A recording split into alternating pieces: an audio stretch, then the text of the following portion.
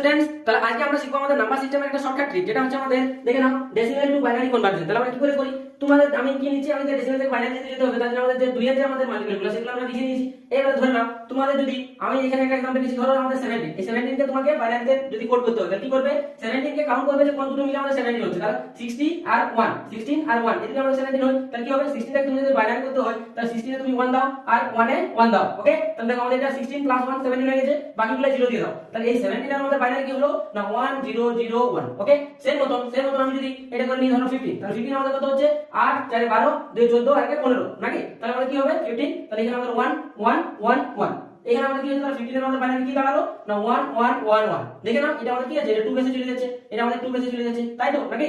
এবারে তোমরা আমাকে কমেন্ট সেকশনে জানাবে যে আমাদের 13 এর কি হবে। ওকে, সেই মতো তোমরা কমেন্ট সেকশনে জানাবে আমাদের 56 আমাদের কি হবে, এই দুটো তোমরা কমেন্ট সেকশনে জানাবে। আর এই মতো শর্টকাট ভিডিও পাওয়ার জন্য আমাদের চ্যানেলকে সাবস্ক্রাইব করো এবং ভিডিওতে লাইক করো। ওকে।